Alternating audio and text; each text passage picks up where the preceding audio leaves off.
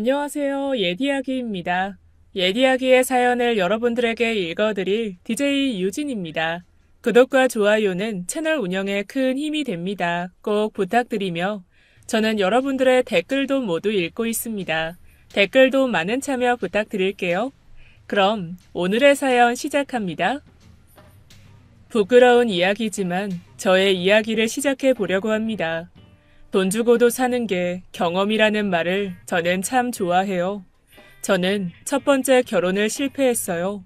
오랫동안 잘못된 선택을 했던 제 경험이 부끄러워 누구에게도 말하지 못하고 힘들어 했었습니다. 그러나 그 경험을 교훈 삼아 제 인생에 새로운 전환점을 마련하게 됐다고 생각해요. 용기 내서 털어놓는 제 이야기를 한번 들어주세요. 전 어려서부터 얼굴도 예쁘장하고 머리도 좋은 편이라 어딜 가나 눈에 띄는 사람이었습니다. 욕심도 많아서 다른 누군가에게 지는 게 참을 수 없이 싫었죠. 얼굴도 이만하면 됐고 공부도 이만하면 되었는데 경제적으로 유복한 편이기는 하나 평범한 제 가정이 성에 차지 않았습니다. 좋은 대학에 들어가고 나서 제가 제일 처음 한 일은 바로 번듯한 남자친구를 만드는 것이었죠. 다른 친구들은 남자를 볼 때 외모, 성격, 취미 등등 많은 기준을 보고 고르더라고요. 하지만 제가 가장 중시하는 부분은 바로 경제력이었습니다. 좋은 머리로 빠르게 계산기를 두드려 보면 이리 보고 저리 보아도 제일 중요한 건 경제력이라는 생각이 들었어요. 좋은 대학을 나와 좋은 성적으로 졸업하면 제가 할 수 있는 게 뭐가 있겠어요? 죽도록 노력해서 할 수 있는 게 대기업에 취직해서 고만고만한 연봉 받으며 평범한 남자를 만나 지금 부모님 사는 것처럼 그냥 나도 사는 것. 그건 너무 시시하게 느껴졌어요. 네, 어리석었던 거 이제는 알죠. 하지만 어린 그때는 정말 그 생각뿐이 없었던 것 같아요. 헌데 대학생들이 다들 학생일 뿐인데 경제력이 어디 있겠어요. 아무리 노력해봐도 제 성에 차는 사람이 없더라고요. 그러다가 우연히 나가게 된 동창 모임에서 같은 반이었던 진혁이를 만나게 되었죠. 학창시절 유달리 작고 왜소했던 체구 때문에 늘 앞자리에 앉아있던 친구였어요. 키가 제법 큰 편이었던 저와는 접점이 많이 없기도 했던 친구였고요. 오랜만에 만난 자리에서도 별로 말이 없고 키도 작아서 눈에 띄지 않는 건 여전했어요. 별 생각 없이 앉아서 오랜만에 만난 친구들과 이야기를 나누고 헤어질 때였죠. 저기 화자야. 집 아직도 학교 사거리 쪽이지? 어? 기억하네. 같은 방향인데 내가 데려다 줄게. 택시 같이 타자고? 아니, 나 차 가지고 왔어. 술도 안 마셨거든. 별 생각 없이 고개를 끄덕이는 저를 진혁이는 제 또래 학생들에게 보기 힘든 수입차가 주차된 곳으로 저를 데리고 갔어요. 그제야 기억이 떠올랐죠. 진혁이네 집에서 학교에 도서관을 짓는 돈을 상당히 많이 기부했던 일이나 진혁이 어머니께서 육성회 회장을 맡으신 후 컴퓨터실에 새 컴퓨터를 구비해 주셨던 일 등등이요. 멀리서 찾을 필요도 없었어요. 이렇게 가까운 곳에 제가 찾던 남자친구감이 있었던 거예요. 심지어 이렇게 굳이 데려다 준다고까지 하는 걸 보면 저한테 호감까지 있다는 거잖아요. 옆을 슬쩍 보니 진혁이 얼굴이 벌겋게 달아오른 게 확실한 것 같았어요. 제 집 앞에 도착해서는 수줍어하며 핸드폰 번호를 물어보는 진혁이에게 냉큼 번호를 주고부터 연락을 주고받은 지 한 달째에 우리는 사귀기 시작했죠. 진혁이는 저한테 강남의 유명 맛집들을 다니며 맛있는 음식을 사주기도 하고 값비싼 핸드폰 장식도 선물해 주기도 했어요. 학교가 끝나면 멋진 수입차가 정문 앞에서 경적을 울렸고 차에 올라타면서 주변을 둘러보며 짜릿한 승리감이 느껴지기도 했어요. 진혁이는 키가 170이 되지 않을 정도로 작고 몸무게도 50kg 초반대여서 그런지 별로 남자 같다는 느낌은 들지 않았어요. 그래서 그런지 진혁이와의 스킨십이 쉽지가 않았습니다. 하지만 저를 너무너무 좋아하는 게 느껴지고 제 나이 또래 아이들이 경험해보지 못할 멋들어진 데이트에 황홀감이 들었죠. 사랑이 별거냐, 노력만 한다면 진혁이를 사랑할 수도 있을 거라 생각했어요. 만난 지 얼마 되지 않았을 때 진혁이는 저에게 자신의 엄마를 소개시켜주고 싶어 했어요. 저는 조금 이른감이 없지 않을까 의아했지만 유학생이라 곧 해외로 떠나야 하는 진혁이의 입장을 생각해보니 그럴 수도 있을 것 같다고 생각이 들었습니다. 몇 통 전화를 하더니 진혁이가 엄마를 만나러 간 곳은 미용실이었어요. 진혁이의 엄마를 뵌 것이 초등학교 운동회 이후 처음이었어요. 예전에는 평범하셨던 걸로 기억했는데 다시 만나뵌 진혁이 어머님은 굉장히 화려해 보이셨어요. 까무잡잡한 피부에 핫핑크 트레이닝복을 아래 위로 입고 계셨고 긴 생머리를 하고 계셨어요. 팔과 손가락에는 명품 브랜드의 주얼리가 반짝였고요. 어머, 너가 화자니? 반가워. 아, 안녕하세요. 엄마, 내가 말했지? 화자 예쁘다고. 예전에 본 기억이 날 것도 같네. 아유, 진짜 예쁘다. 우리 진혁이가 얼마나 네 칭찬을 했는지 몰라. 막 머리를 끝내고 나오시는 진혁이 어머니를 모시고 우리는 청담동의 음식점으로 이동했죠. 진혁이 어머니가 사교성이 있으셔서 생각보다 분위기가 화기애애하고 즐거웠어요. 우리 셋은 값비싸 보이는 일식집에서 저녁을 먹으며 담소를 나누고 진혁이 어머니를 먼저 데려다 드리러 진혁이 집으로 향했습니다. 넓은 마당이 있고 널찍한 단독주택이었죠. 대문 옆에 적당히 차를 대고 어머니가 내리는 순간 차고 문이 열리면서 또 다른 차 한 대가 나오기 시작했어요. 차 안에는 진혁이의 아버님이 잔뜩 인상을 쓴 채로 우리 셋을 바라보고 계셨죠. 놀란 저는 고개를 숙여 인사드렸고 진혁이와 진혁이 어머니가 사뭇 놀란 표정으로 있었어요. 아니, 여보, 오늘 집에 있었어요? 일찍 왔네요? 아버지 계신 줄 모르고 저녁 먹고 왔어요. 누구냐? 인사드려라. 진혁이 여자친구래요. 예쁘죠? 안녕하세요. 놀란 저는 서둘러 한 번 더 인사를 하고 분위기를 살폈어요. 진혁이의 아버님은 딱딱하게 굳고 화가 잔뜩 나 날이 서 있는 표정으로 진혁 어머니를 바라보고 계셨습니다. 진혁이 어머님은 애써 모른 척하며 애교 있게 말을 건넸는데 무슨 일인지 이야기 도중에 진혁이 아버님이 열린 차 창문을 올리며 거칠고 빠른 속도로 무시한 채 가버리셨어요. 우리 아빠가 원래 좀 저러셔. 화가 나신 거야? 아니야. 그냥 원래 무뚝뚝해. 신경 쓰지 말고 들어가. 오늘 반가웠어. 저겐 무뚝뚝한 정도인가 의문이 들었지만 너무 자연스럽게 행동하는 진혁이와 진혁이의 어머니를 보고 더 질문하지 못한 채 넘어가게 되었어요. 그렇게 진혁이와 사귄 지 1년이 지났습니다. 유학생이라 만날 수가 없었지만 전화와 편지로 안부를 물어가며 관계를 지속했죠. 사실 진혁이를 남자로서 좋아하고 사랑한 게 아니라서 그런지 기다리는 시간이 애틋하고 힘들지 않았어요. 그러나 진혁이는 어린 시절부터 유학 생활을 해서인지 애정 결핍이 심한 것 같았어요. 지칠 정도로 해외에서 전화를 걸어왔죠. 오랜만에 친구들과 만나서 담소를 나누고 싶어도 진혁이가 전화를 끊지 않아서 언짢은 상황들이 만들어지곤 했습니다. 방학에 돌아오고 다시 진혁이를 만났을 때에는 어색함이 감돌았어요. 전화로만 얘기를 해서인지 내가 아는 사람과 만난 사람이 전혀 다른 사람처럼 느껴졌죠.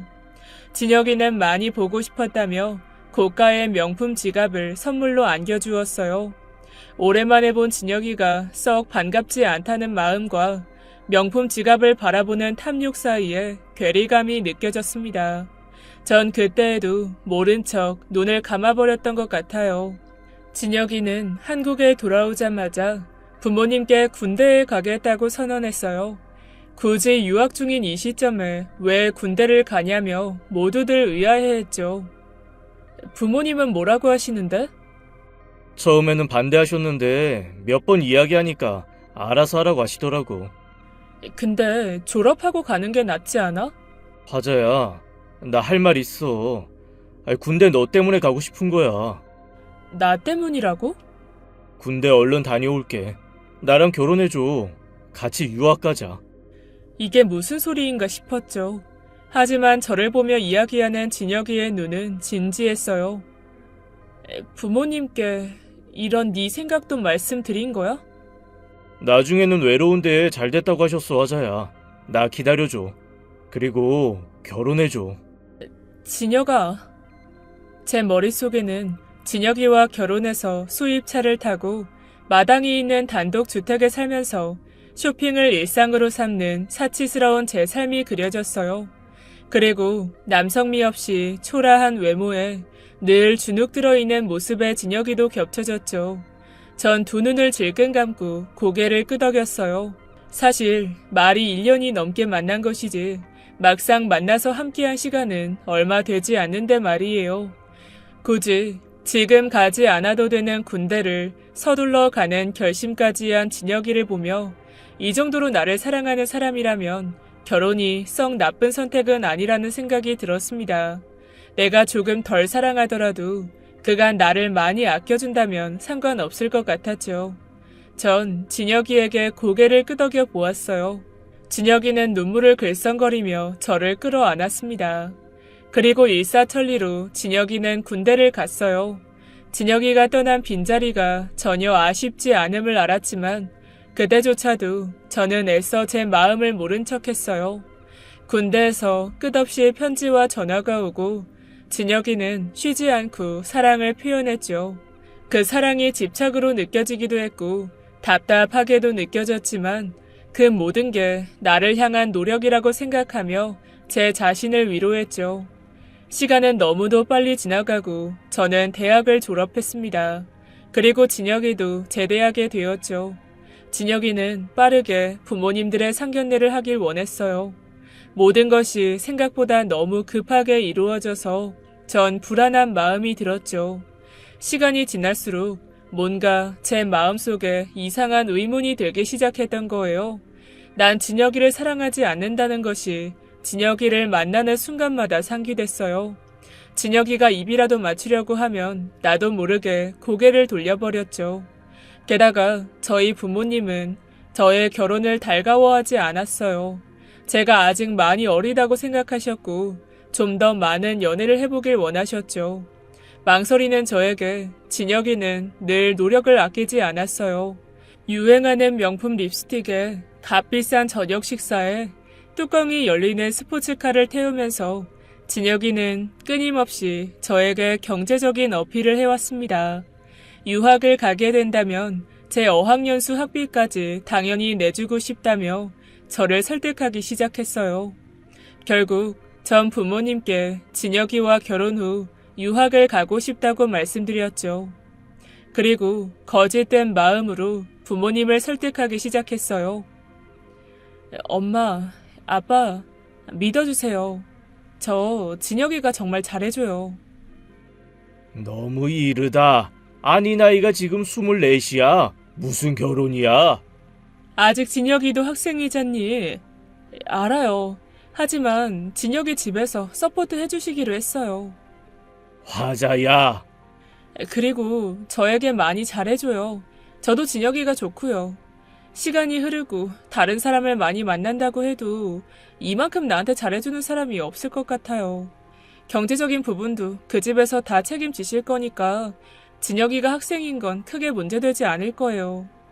엄마, 아빠 허락해 주세요. 저 결혼하고 싶어요. 전 부모님을 설득하면서 진혁이가 프로포즈하며 손가락에 끼워준 명품 반지를 만지작거렸어요. 제 능력이라면 아마 직장 생활을 시작하고 한참 후에나 겨우 살 수 있을 법한 사치스러운 반지였죠. 이런 것들을 아무렇지 않게 해줄 수 있는 것 또한 진혁이의 능력이라고 생각했습니다. 결국 부모님은 저에게 백기를 드셨고 상견례 날짜를 잡게 되었어요. 상견례는 진혁이 부모님 뜻에 따라 고급 호텔의 다이닝 룸에서 진행되었죠.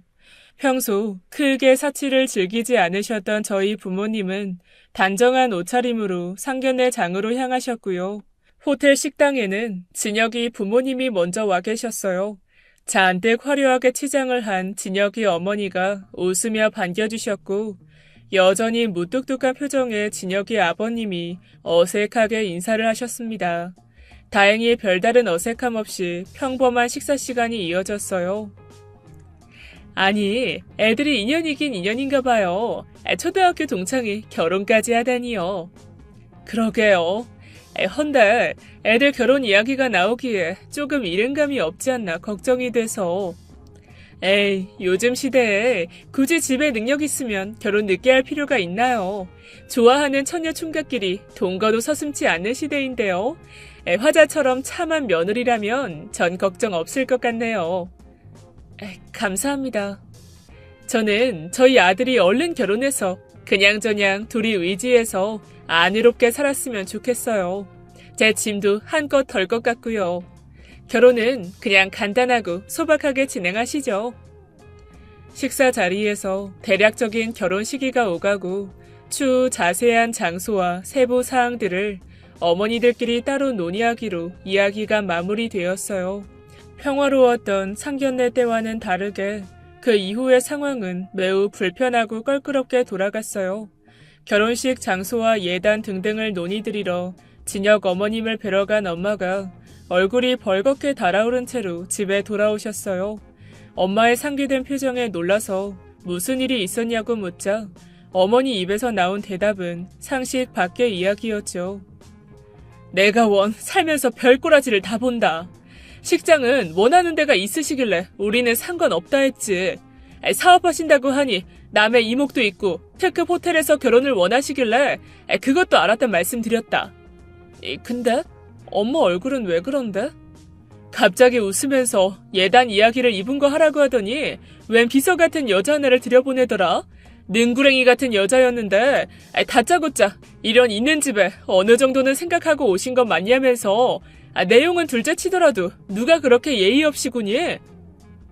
본인은 나가버리셨다고? 엄마는 그런 꼬라지 처음 봤어. 너 꼭 이 결혼이 그리도 하고 싶니? 예단 내용은 뭐라는데? 말도 마라. 우리 집이 여유가 없는 것도 아니고 엄마 아빠도 이 나이에 모아둔 돈 없지도 않아. 그래도 굳이 이렇게 사치스럽게 해야 하는지 나는 모르겠다. 엄마가 받아오신 리스트를 보니 기가 막혔어요. 간단하고 소박하게 하는 결혼치고는 과하다 싶을 정도의 내역이었거든요. 현금 1억, 1,000만 원이 넘는 시어머니 가방, 그 이상하는 가격의 시아버지 시계, 정장부터 금과 산으로 장식된 장인이 만든 한식기 세트에 엄마의 말을 들은 저는 너무 화가 났어요. 언제부터인가 마음속에 꿈틀거리는 이 굴욕적이고 치욕스러운 마음을 조절하기가 힘들었어요. 사치스러운 예단은 그렇다 쳐도 아무 역할도 하지 않고 있는 진혁이는 대체 왜 뭘 하는 건가 싶었죠. 흥분한 채로 저는 진혁이를 만났어요. 제가 따져 묻자 진혁이는 쩔쩔매며 어쩔 줄을 몰라 했습니다. 이건 아닌 것 같아. 결혼이 장사도 아니고 굳이 이렇게까지 해야 하는 이유를 난 모르겠어. 그리고 어머니 태도 이해 안 돼. 화자야, 그게 아니야. 내 말 좀 들어봐. 우리 엄마도 결혼을 처음 시켜봐서 그래. 주변에 누가 결혼한 사람이 있어야 알지. 몰라서 그 비서분 도움을 좀 받은 것뿐이래. 껄끄러운 이야기를 굳이 직접 할 필요가 없었다고 생각하셨었나 봐. 아무리 그렇다고 해도 그건 너무 예의가 아니잖아. 그리고 혼수 내용도 그래. 대체. 화자야, 한 번만 내 말 좀 들어봐. 우리 엄마도 그러시더라고. 인생에 한 번 있는 결혼이라 조금 챙길 거는 챙기면서 하는 게 서로에게 좋을 것 같으셨대. 남들 보기에도 그렇고. 우리가 결혼하는데 남들 보는 게 뭐가 중요해? 날 좀 이해해줘. 인생에 있어서 딱 한 번이야. 그리고 우리 엄마도 널 위해 진짜 많이 준비하고 계셔. 너 정말 깜짝 놀랄 거야. 가방, 신발에 밍크코트, 투피스, 다이아도 4세트 준비하시고 너 정말 최고의 신부로 만들어줄게. 한 번만 이해해줘. 나는 너 없으면 안 돼. 필사적으로 매달리는 진혁이를 보며 정말 제 마음은 갈대처럼 흔들렸습니다. 그리고 무엇보다 저 때문에 군대까지 다녀온 진혁이를 버리기에는 내가 너무 나쁜 사람이 되는 기분도 들었죠. 나를 위해 준비했다는 함 내용물의 설명을 하나하나 들으니 부끄럽게도 제 마음 한켠의 욕망도 꿈틀대기 시작했어요. 그래, 한 번만. 딱 한 번만. 미안해, 엄마 아빠. 난 두 눈을 딱 감고 집에 와 엄마 아빠께 다시 한번 결혼하게끔 도와달라 부탁드렸어요. 화가 나신 엄마와는 다르게 아빠는 아무 말도 하지 않으시고 엄마를 진정시키셨습니다. 그리고는 네가 진정 원하는 대로 아빠가 도와준다고 말씀하셨죠. 그렇게 결혼식이 빠르게 진행되었어요. 진혁 어머니의 갑질은 거기서 끝이 아니었어요. 메이크업, 미용실부터 드레스의 식장 꽃까지 모든 것을 본인 원하는 대로 고르기 시작하셨죠. 제가 하고 싶은 걸 조심스럽게 말씀드리기라도 하면 청담동 최신 트렌드를 들먹이시며 본인이 원하는 대로 진행하길 원하셨어요. 어머니, 저 화관이 쓰고 싶어요. 제가 평소 꽃을 좋아하기도 하고. 어머, 화자야. 지금 무슨 화관이야? 티아라 써야지. 그 연예인 S가 썼던 그 브랜드 티아라 준비해놨다. 너 그런 거 쓰면 내가 뭐가 되니? 우리 집안 며느리 결혼식인데 비싸고 좋은 걸로 준비할 테니 걱정하지 말고. 그럼 꽃 장식이라도 제가 고를게요. 그래도 제 결혼식인데 안개꽃 같은 거 버진로드에 가득 피었으면 해서요. 화자야, 카라 알지? 긴 거. 그거 내가 전에 김장관이 손녀 결혼식에서 봤는데 봐봐. 어두운데 꽃이 확 올라가서 막 빛을 받는데 힘이 있고 너무 멋있더라고. 너 이거 하면 아마 네 친구들도 뒤집어질 게다. 안개꽃이랑 카라꽃 가격 차이가 얼마나 나는데 비교가 안 되지. 네. 준비되는 내용들이 세련된 예비 시어머니의 취향대로 고급지고 세련되었기에 번번이 아무 말 안 하고 넘어가게 되었지만 계속해서 제 마음속에는 울분이 쌓이기 시작했어요. 조금 촌스럽고 어설프더라도 인생의 한 번뿐인 결혼식이 남의 손에 쥐락펴락해진다는 불쾌감이 들었습니다. 진혁이는 뭐가 좋은지 그저 엄마가 최고 좋은 걸로 골라주신다며 허허거리고 있었고요. 결혼식을 뒤집고 싶은 마음이 하루에도 몇 번씩 들기 시작했지만 이미 너무 진행이 되어버려서 그럴 용기가 나질 않았습니다. 부모님이 그렇게 말리는데도 강행했던 건 바로 저였으니까요. 그렇게 저는 남들이 부러워할 만한 물방울 다이아를 약지에 끼고 어마어마하게 사치스러운 함을 받으며 뻑적지근한 호텔 예식장에서 결혼식을 올렸어요. 사정을 모르는 지인들은 그저 부러워하며 저를 축하해 주었죠. 하지만 제 마음은 마냥 기쁘지가 않았습니다. 엄지 손톱만한 다이아 반지를 내려다보며 그래, 난 잘한 거야 라며 자기 합리화를 하기 급급했어요. 전 진혁이를 따라 유학을 가려고 했었기에 외국에 나가기 전까지는 시댁의 2층에서 생활하기로 했습니다. 결혼 전 껄끄러움과는 다르게 쿨내나고 세련된 시어머니는 제게 터치하는 부분이 하나도 없었어요. 다행이었죠. 시어머니는 아침에 한껏 꾸미시고 바쁘게 집을 나섰다가 늦은 저녁이 돼서야 들어오셨어요. 무뚝뚝한 시아버지는 늘 불만스러운 표정으로 말이 없으셨고요. 진혁이는 그 집에서 특별히 존재감이 없었어요. 하나뿐인 아들이라고 챙겨주는 것도 사랑해주는 것도 대화조차 없는 관계였죠. 다만 가끔씩 시부모님께서는 진혁이의 학비를 거들먹거리시며 부모에게 감사하라고 강요했어요. 중학교 때부터 너한테 들어간 돈이 1년에 억이 넘는다고 이런 부모 밑에서 태어난 걸 감사하게 생각하라고요. 그런 말이 나올 때면 시어머니는 저를 바라보시며 묘한 웃음을 지으시곤 했어요. 화자 너는 진짜 복도 많다. 이런 부잣집에 시집 오고 똑똑하다고 해야 되나? 네. 어느 순간부터는 이해되지 않는 부분은 포기해버렸던 것 같아요.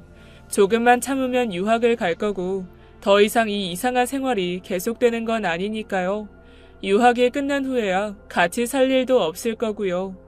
그러던 어느 날 답답했던 제게 오랜만에 약속이 잡혔어요.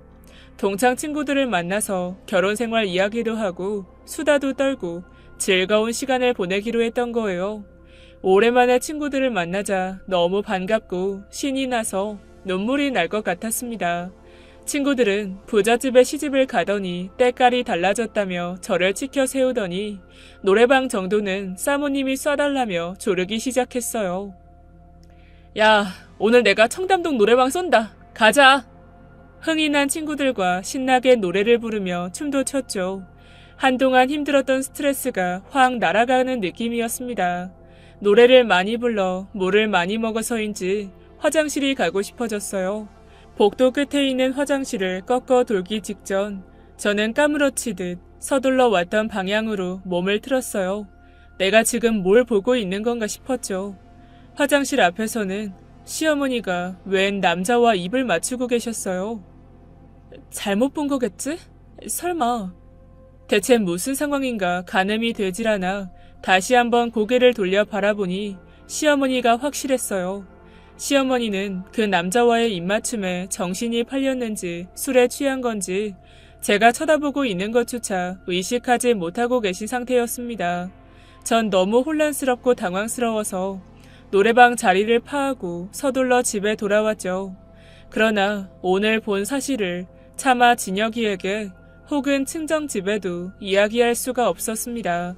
머릿속이 온통 혼란스러웠어요. 술 취한 시어머니는 12시가 넘어서야 집에 돌아오셨고 아래층에서는 화가 나신 시아버지와 시어머니의 말다툼 소리가 들려왔습니다. 전 터질 것 같은 심장을 부여잡고 뜬 눈으로 밤을 지샜죠. 그 일이 있은 지 일주일 정도 후부터 시어머니가 집에 들어오지 않기 시작했어요. 전 불길한 예감에 휩싸였죠. 집에 들어오지 않는 시어머니는 연락조차 되질 않고 어디서 뭘 하는지 감조차 잡히지 않았습니다. 아버님은 그날부터 매일 밤 술을 드시기 시작했고요. 자고 일어나면 거실에 술병이 한가득 굴러다니고 아침부터 술에 취한 시아버지가 함께 그 병들과 뒹굴고 계셨죠. 도우미 아주머니는 버티다 못해 알아서 하라며 도망가셨고 아침마다 제가 그 뒤처리를 해야만 했어요. 진혁아, 그게 무슨 말이야? 미안해. 근데 어쩔 수가 없어. 아니, 이 와중에 학교를 들어가야 된다고? 내가 이번에 군대도 제대했고 더 이상 학교를 미루면 졸업이 힘들지도 몰라. 미안해. 하지만 지금 가장 슬픈 건 사실 나야. 나 좀 이해해줘, 화자야. 이게 대체... 나도 어떻게 해야 할지 모르겠어. 하지만 지금 영국을 들어가야 돼. 진혁이는 도망치듯 나 몰라라 저만 남겨둔 채 영국으로 떠나버렸어요. 이유는 분명히 있었지만 지금 제가 진정 도움이 필요한 순간에 결국 곁에 있어주진 못한 거였습니다. 하루는 술 취한 시아버지를 안아 일으키는 중 등 뒤가 따뜻해서 보니 제게 기댄 채로 구토를 하신 적도 있었고 술주정을 부리시다가 주먹에 눈가를 맞아 멍이 든 날도 있었어요. 오후쯤 되어 술이 깨신 시아버지가 제게 한 다발의 사진을 던져주셨습니다. 이것 봐라. 이게... 사람 시켰다. 너희 시엄마가 만나는 작자야. 사진 속의 남자는 제가 노래방에서 본 남자와는 다르게 생긴 남자였어요. 그 남자보다 어리고 더 키가 컸습니다. 이 새끼랑 눈 맞아서 나간 거야. 찾아야 돼. 아버님...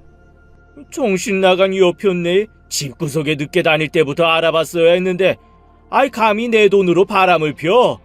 새아가 아이 나 좀 따라오거라. 시아버지는 그날부터 저를 싣고 청담동 구석구석을 누비며 시어머니를 찾아다니기 시작했어요. 헬스클럽에 내려주시면 저는 들어가서 시어머니가 있는지 찾아보고 오피스텔에 내려주시면 그 집 문 앞에서 벨을 누르고 문을 두드렸죠. 한 번은 어머니가 즐겨 가시던 미용실에 저를 내려주신 적이 있었어요. 아버님이 시키시는 대로 안쪽에 어머니가 있나 없나 찾았죠. 그때 미용실 원장님이 나와서 아는 척을 했어요. 어머니가 단골이기도 하고 제가 결혼식 때 헤어와 메이크업을 위해 왔던 곳이라 금세 저를 알아보신 거예요. 어머, 여기 왜 왔어요? 머리하러 왔어요? 그게 아니라 저희 어머니 찾으러 왔어요. 어머니? 세상에, 아직도 안 들어갔어요? 알고 계셨어요? 내가 뭐란 말할 건 아니고, 제발 말해주세요. 저 지금 진짜 미칠 것 같아요. 그게, 모르겠다. 화자씨 시어머니 보통 사람은 아니니까 이걸 뭐라고 위로해줘야 되나? 아무튼 시어머니 너무 애써서 찾지 마요. 화자씨가 찾는다고 들어갈 사람도 아니고 때가 되면 들어갈 거야. 얼굴이 수척하네. 가서 잘 먹고 잘 자요. 조심히 들어가요. 어머니의 행태를 이미 알고 있었다는 듯 미용실 원장님은 안쓰러운 눈빛으로 저를 토닥이셨어요. 전 너무나 비참했죠. 정신 나간 시어머니 하나 때문에 내가 지금 무슨 짓을 하고 다니는 거지? 자괴감이 들었습니다. 죽을 것 같이 사랑을 갈구하던 남편은 결정적인 순간에 나를 혼자 뒀고요. 너무 민망하고 부끄러워 친정집에는 차마 아무 말도 하지 못하고 속이 썩어 들어갔어요. 몇 번이나 도와달라고 말하고 싶었는데 부모님 마음고생 시켜가며 억지로 한 결혼인데 이 지경이라는 사실을 도저히 말할 수가 없었어요. 얼마나 시간이 지났을까? 술에 절어 괴로워하시는 시아버님을 위로하려고 시아버님의 친구분들이 집에 오신 날이었습니다. 이게 무슨 일이냐 진짜. 내 돈으로 온갖 더러운 짓은 다 하고 놀았더라고. 들었다. 아유 호스트바 VIP였다며. 야 너는 멍청하게 마누라 단속 안 하고 뭐했냐? 양아치 같은 친구들이랑 어울려 다닐 때부터 아작을 냈어야 했는데. 아이 재수씨 진짜 그렇게 안 봤는데. 야 나는 흥신소 애들이 찍어온 사진 보고 놀랐다. 아이 무슨 남자가 집에서 나오질 않냐? 뭐하는 애야 대체? 그리고 사진 속의 옷들이 다 똑같죠. 아이 나는 같은 날 찍은 줄 알았는데 전부 다른 날이라며. 정신 나간 여편네. 아이 어지간히 놀고 다녔다 이거지. 내가 지금 내 카드부터 끊어놨거든. 가지고 있는 돈 씨가 말라갈 텐데 연락 안 오고 백이나 보자. 대화를 듣고 있자니 저는 조금씩 머리가 맑아졌어요. 아, 내가 이런 세계에 발을 들여놓은 거구나. 정말 바보 같았다는 생각이 들었죠. 노는데 정신이 팔려 아들이고 남편이고 버리고 나간 시어머니에 그런 아내를 돈으로만 보고 복수심에 불타는 시아버지. 그리고 가장 중요한 순간에 자신의 아픔만 돌아보고 아내를 방치하는 진혁이까지 전 더 이상 이곳에 있을 필요가 없을 것 같았어요. 온갖 명품들과 사치품들로 썩어가는 속내를 가리고 겉으로는 온갖 귀족 행세를 다하는 이중적인 모습을 제 눈으로 직접 다 보게 되니 구역질이 났습니다. 일찌감치 아들 장가보내고 한 집 내려놓고 싶으셨다는 시어머니의 말뜻도 이제는 알 것 같았어요. 본인의 역할을 제게 넘겨버리고 싶으셨던 거예요. 전 조용히 말씀을 나누시는 시아버지와 친구분들에게 가서 고개를 숙였습니다. 의아한 눈으로 바라보시는 시아버지께 그동안 감사했다고 말을 남긴 뒤도 돌아보지 않고 그 집을 빠져나왔어요. 집에 들어가 겪었던 일을 모두 말하고 부모님께 무릎을 꿇었습니다. 참회의 눈물이 쏟아져 내리고 내 모습이, 내 생각이 부끄러워 고개를 들 수가 없었죠. 저희 부모님은 저를 꼭 안아주시고 괜찮다고 다독여 주셨어요. 왜 더 일찍 말하지 않았냐고 속이 얼마나 힘들었겠냐며 함께 울어주셨고요. 두 번 다시 같은 실수를 반복하지 말라며 조언해 주셨어요. 그리고 저는 다시는 시댁으로 돌아가지 않았습니다. 혼인신고를 하지 않았던 탓에 서류상 정리할 게 남아있진 않았지만 뻑적지근하게 결혼식을 치른 탓에 저는 이혼녀 딱지를 안고 살아가게 되었습니다. 하지만 그 어떤 후회도 들지 않았어요. 제가 이 경험을 하지 못했다면 30이 되고 40이 되어도 세상을 살아가면서 가장 중요한 게 무엇인지 절대 알지 못했을 거니까요. 제가 시댁을 나온 후 진혁이가 미친 듯이 연락을 해왔어요. 저희 집에 찾아와 이대로 끝낼 수는 없다며 난리를 쳐댔죠. 화자야, 이럴 순 없어. 나 어쩔 수 없는 사정이 있었잖아. 듣기 싫어. 내가 일부러 너를 놔두고 갔던 게 아니야. 내가 할 수 있는 일을 하고 또 나는 너를 위해서. 그만해. 네가 나한테 해줬던 건 아무것도 없었어. 핑계대지 마. 미치도록 힘들 때 넌 시차를 핑계로 전화조차 잘 받아주진 못했고 어머니를 찾아서 청담동 바닥을 헤맬 때에도 옆에 있어주지 않았어. 네 말 뭔지 알아. 알겠어. 하지만 나도 그때 너무 당황했었고 내가 너를 얼마나 사랑했는지 알잖아. 진혁아, 넌 나를 사랑한 게 아니야. 네가 엄마한테서 받지 못한 애정을 내게 갈구했던 것뿐이지. 애정 결핍 말이야.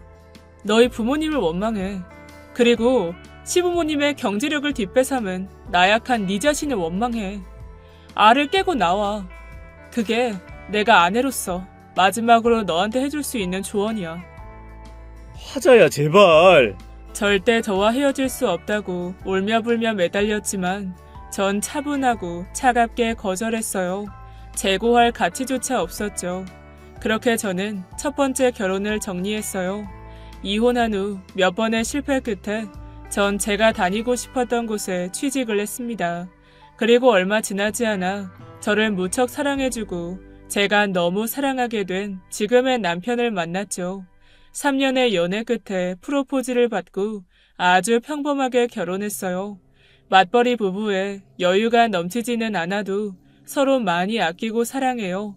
적금을 부어서 해외여행도 계획하고 밤이면 손잡고 산책도 하고요. 전 아직도 생각해요. 그때 모든 것을 참고 그 집에서 계속 있었다면 지금 나의 삶은 어땠을까? 아마 나 역시 그들처럼 괴물이 되어 있진 않았을까 말이에요. 시간이 흐른 뒤 건너 입에서 들리는 말에 의하면 밖에 나가 돈이 다 떨어진 시어머니는 결국 집으로 들어갔다고 해요. 그리고 이혼을 하게 된다면 생각보다 많은 재산 분할을 해줘야 한다는 변호사 말을 들은 시아버지가 그냥 시어머니와 살기로 결정하셨다고 하고요. 진혁이는 아직까지 싱글이어서 부모님의 끝발로 여기저기 좋은 선자리를 찾아다닌다고 합니다. 쓰디쓴 경험을 교훈 삼아 좀 더 나은 나로 살아가게 해준 것에 감사해야 할지도 모르겠네요. 지금까지 예디학이었습니다. 끝까지 함께 해주신 여러분 진심으로 감사드리며 전 내일 이 시간 다시 돌아올게요. 감사합니다.